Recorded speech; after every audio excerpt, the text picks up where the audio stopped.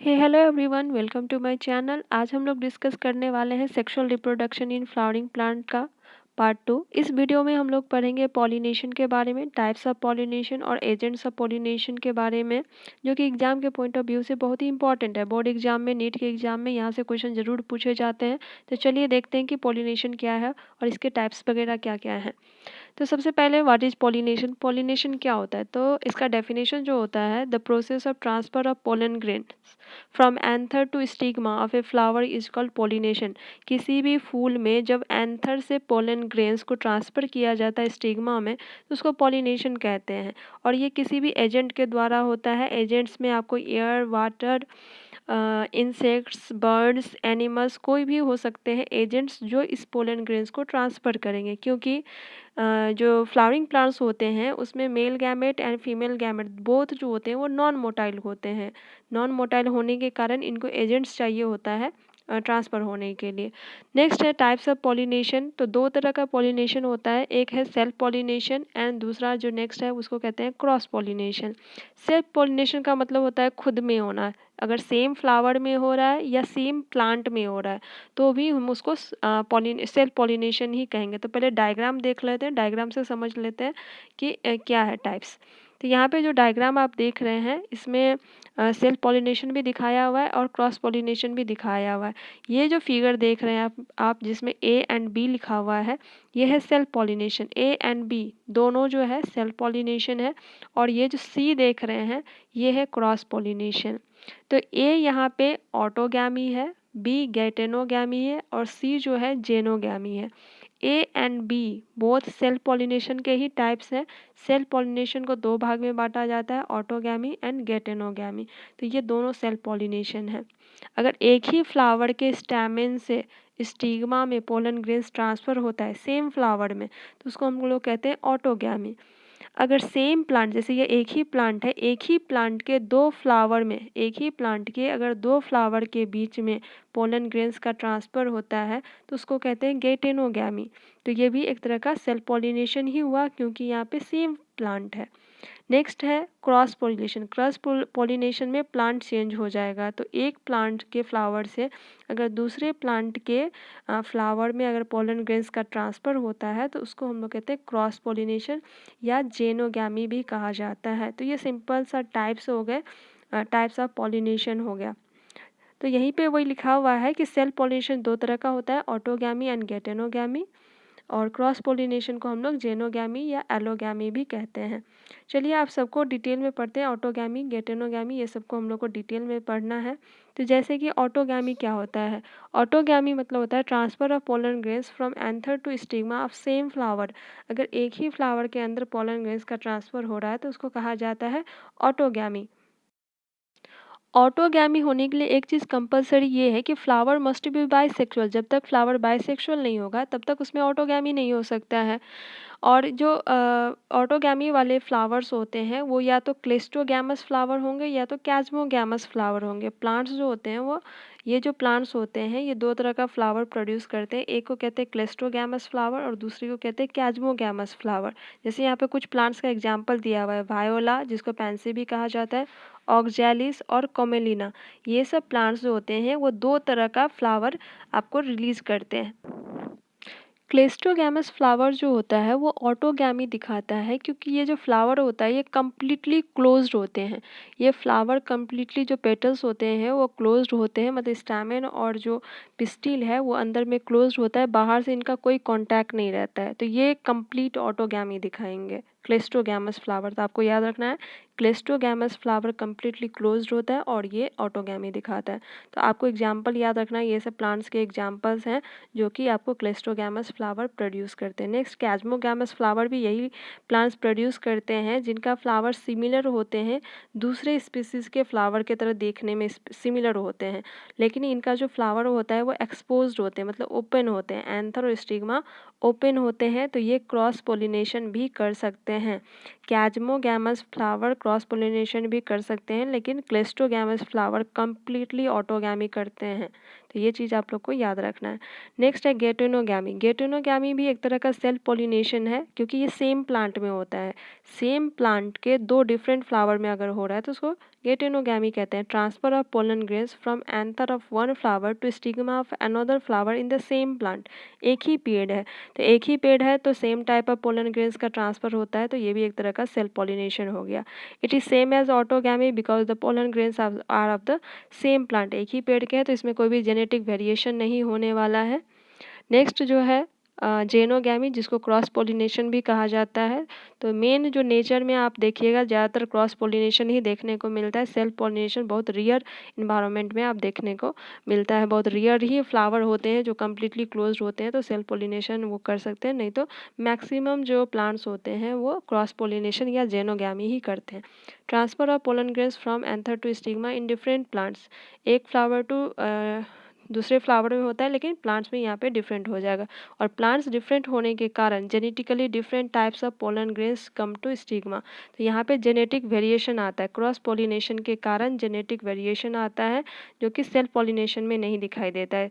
Self pollination autogamy या गेटोनोगैमी किसी में भी आपको जेनेटिक वेरिएशन नहीं दिखता है, सिर्फ जेनोगैमी में आपको जेनेटिक वेरिएशन दिखाई देता है।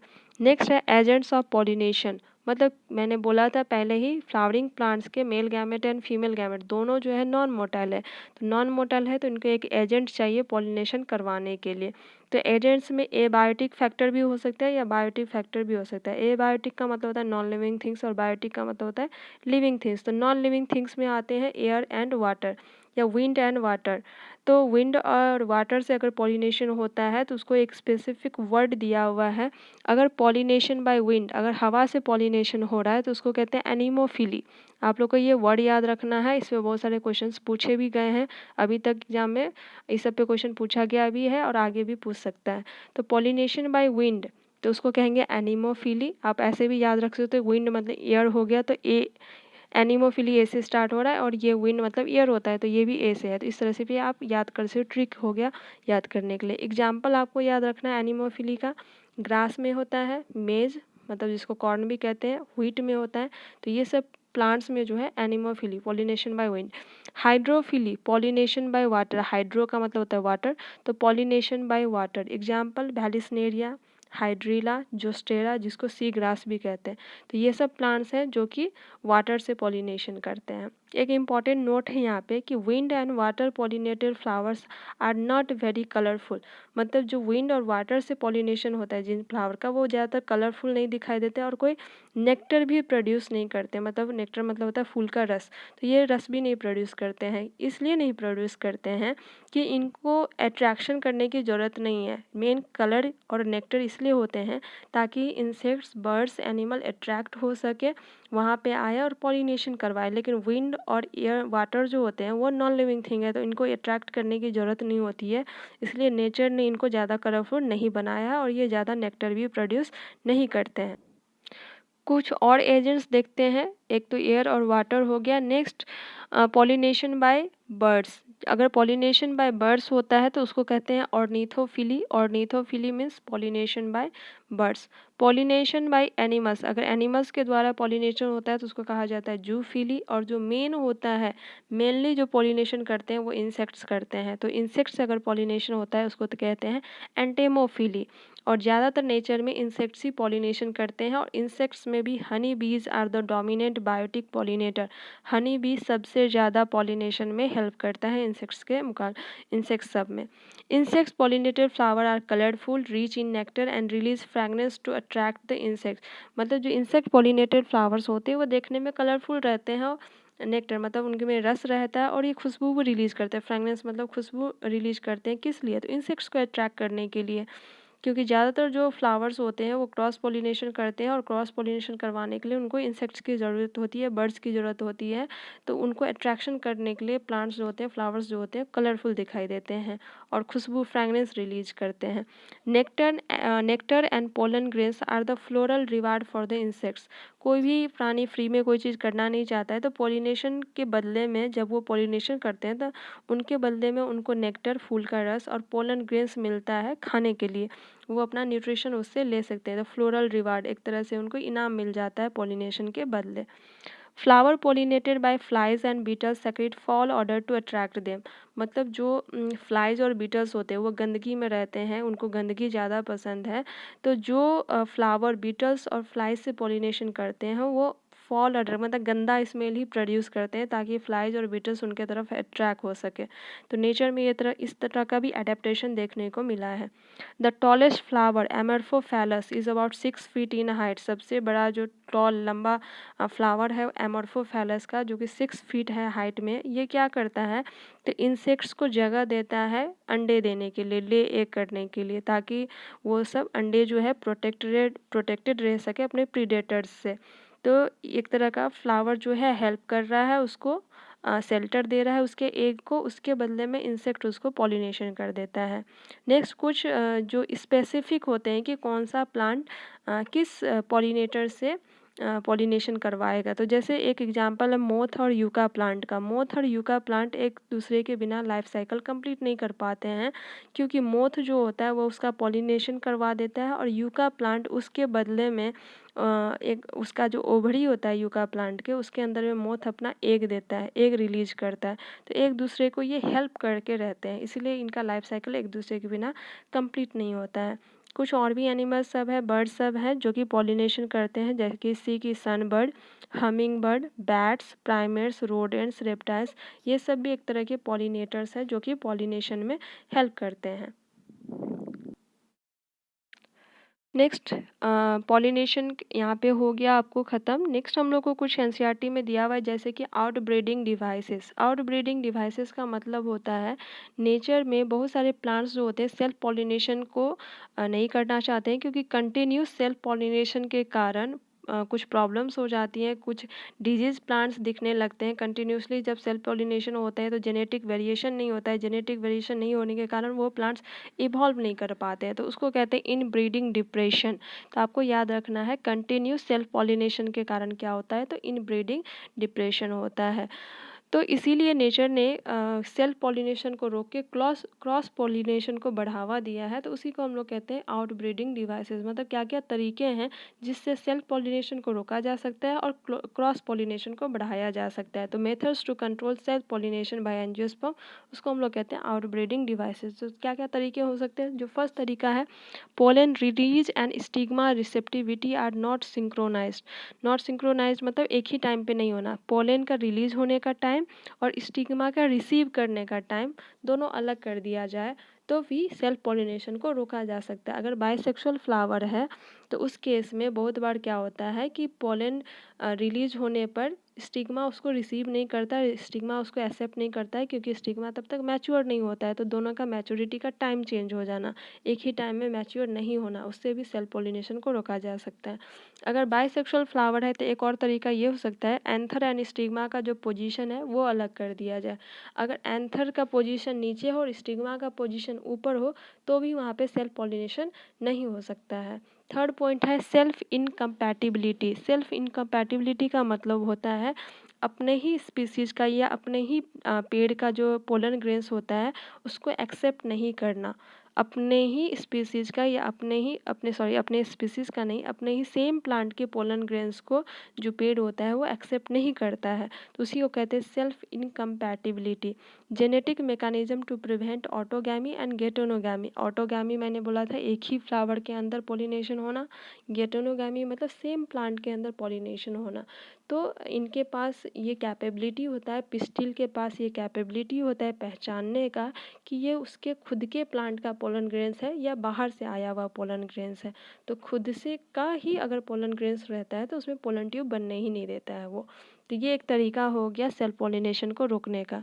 नेक्स्ट सबसे आसान तरीका क्या हो सकता है, जो पेड़ है वो प्रोड्यूस करे यूनिसेक्सुअल फ्लावर, या तो स्टेमेन रहेगा या तो पिस्टिल रहेगा। तो अगर यूनिसेक्सुअल फ्लावर है तो कोई टेंशन ही नहीं है सेल्फ पॉलिनेशन होने का। इसमें एग्जांपल आप लोग याद रख सकते हैं पपाया। पपाया जो होते हैं यूनिसेक्सुअल फ्लावर प्रोड्यूस करते हैं, मेल का प्लांट अलग होता है, मेल फ्लावर अलग होता है, फीमेल फ्लावर अलग होता है। मोनोसियस प्लांट जो होते हैं वो प्रिवेंट ऑटोगैमी तो कर सकते हैं, लेकिन गेटोनोगैमी प्रिवेंट नहीं कर सकते हैं। मोनोसियस प्लांट में क्या होता है, एक ही पेड़ में मेल फ्लावर भी होता है और फीमेल फ्लावर भी होता है। तो जब एक ही पेड़ में मेल एंड फीमेल फ्लावर है तो बहुत चांसेस हैं कि वहाँ पे सेल्फ पॉलिनेशन हो जाए सेम प्लांट के अंदर। तो गेटोनोगैमी आराम से हो सकता है, भले ऑटोगैमी को वो लोग प्रिवेंट कर सकते हैं। तो मोनोसियस प्लांट का यहाँ पे एग्जाम्पल कैस्टर और मेज दिया हुआ है। तो ये था आउटब्रीडिंग डिवाइसेस, मतलब क्रॉस पॉलिनेशन को बढ़ावा देना है और सेल्फ पॉलिनेशन को कंट्रोल करना है, क्योंकि सेल्फ पॉलिनेशन कंटिन्यूसली अगर लॉन्ग टाइम तक होते रहा तो उसके कारण होता है इनब्रीडिंग डिप्रेशन। नेक्स्ट हम लोग को पढ़ना है आर्टिफिशियल हाइब्रिडाइजेशन। आर्टिफिशियल हाइब्रिडाइजेशन आदमी के द्वारा करवाया जाता है, वर्ड ही में आ गया आर्टिफिशियल, मतलब जो आदमी करवाते हैं। तो इसमें क्या किया जाता है, एक तरह का ये क्रॉप इम्प्रूवमेंट प्रोग्राम है जिसमें कि only desired pollen grains are used for pollination. एक तो नेचर में पॉलिनेशन होता है और एक पॉलिनेशन होता है जो हम लोग खुद से करवा सकते हैं, लैब में करवा सकते हैं अपने मनपसंद पोलन ग्रेन्स को यूज करके। तो जिसके कारण क्या होता है, आप एक सुपेरियर वेराइटी, एक नया वेराइटी या हाइब्रिड वेराइटी ग्रो करवा सकते हो अपने अपने हिसाब से या अपने डिजायर के हिसाब से। तो उसको कहते हैं आर्टिफिशियल हाइब्रिडाइजेशन। आर्टिफिशियल हाइब्रिडाइजेशन करने के कुछ स्टेप्स हैं। तो स्टेप्स में जो फर्स्ट स्टेप होता है उसको कहते हैं इमैस्कुलेशन। और इमैस्कुलेशन सिर्फ किया जाता है बाइसेक्सुअल फ्लावर में। Emasculation is not done in unisexual flower. Unisexual flower में इमैस्कुलेशन करने की ज़रूरत नहीं होती है, क्योंकि इमैस्कुलेशन का मतलब होता है रिमूवल ऑफ एंथर। मतलब जो बाइसेक्सुअल फ्लावर होता है उसमें स्टैमेन भी होता है, पिस्टिल भी होता है। तो स्टैमेन का अगर हम एंथर ही काट के हटा देंगे तो उसमें पोलन ग्रेन्स बनेगा ही नहीं, और पोलन ग्रेन्स नहीं बनेगा तो सेल्फ पॉलिनेशन तो होने की कोई चांस ही नहीं होता है। तो जो रिमूवल ऑफ एंथर होता है, एंथर को रिमूव करने के प्रोसेस को ही कहा जाता है इमैस्कुलेशन। तो बाइसेक्सुअल फ्लावर में सबसे पहले हम लोग क्या करेंगे, इमैस्कुलेशन करेंगे, मतलब एंथर को हटा देंगे काट के। The emasculated flower is covered by a bag made of butter paper. This is called bagging. अब इमेस्कुलेशन करने के बाद, मतलब एंथर को काट के हटाने के बाद, उस फ्लावर को हम लोग बैग से कवर कर देंगे। बैग बटर पेपर का बना हुआ रहता है, तो उस बैग से हम लोग क्या कर देंगे, उस फ्लावर को कवर कर देंगे कि बाहर से कोई भी पोलन ग्रेन्स उसके स्टिग्मा के ऊपर नहीं जा सके, इसलिए हम उसको कवर कर देते हैं। जब स्टिग्मा मैच्योर हो जाएगा, when the stigma become mature, अब जब वो स्टिग्मा मैच्योर हो जाएगा तब हम लोग क्या करेंगे, अपने डिजायर्ड पोलन ग्रेन्स को ला के उस पर डस्टिंग कर देंगे, उस पर गिरा देंगे स्टिग्मा के ऊपर। तो उसके बाद वो हो गया पॉलिनेशन डिजायर्ड पोलन ग्रेन्स, जिसका हम लोग पोलन ग्रेन्स चाहते थे वहाँ पे डस्ट करना, उसका पोलन ग्रेन्स डाल देंगे तो हम लोग अपने मनपसंद क्रॉप को ग्रो करवा सकते हैं। तो desired pollen grains are dusted and the flower is again rebagged. जब अपना डिजायर्ड पोलन ग्रेन्स वहाँ पे गिरा दिए उसके बाद फिर से उसको रीबैगिंग कर देंगे ताकि बाहर से फिर से पोलन ग्रेन्स वहाँ पे डिपॉजिट नहीं हो जाए। कुछ दिन के बाद फर्टिलाइजेशन हो जाएगा और फर्टिलाइजेशन के बाद वहाँ पे फ्रूट का फॉर्मेशन हो जाएगा। तो इस तरह से किया जाता है आर्टिफिशियल हाइब्रिडाइजेशन। सबसे पहला स्टेप है इमैस्कुलेशन, अगर बाइसेक्सुअल फ्लावर है तो इमैस्कुलेटेड फ्लावर को फिर बैगिंग करना और उसके बाद फिर से रीबैगिंग करना। तो सिंपल सा स्टेप्स है आर्टिफिशियल हाइब्रिडाइजेशन के लिए। किस लिए किया जाता है, तो to produce a new superior variety of crop, मतलब कोई बड़ा हाइब्रिड वेराइटी पैदा करने के लिए आर्टिफिशियल हाइब्रिडाइजेशन किया जाता है। तो एनसीईआरटी में एक सिंपल सा डायग्राम दिया हुआ है, ये है आर्टिफिशियल हाइब्रिडाइजेशन। इसमें आप फ्लावर देख रहे हो, ये बाइसेक्सुअल फ्लावर है, इसमें से एंथर को काट के हटाया जा रहा है, तो इसको कहते हैं इमैस्कुलेशन। रिमूवल ऑफ एंथर को कहा जाता है इमैस्कुलेशन।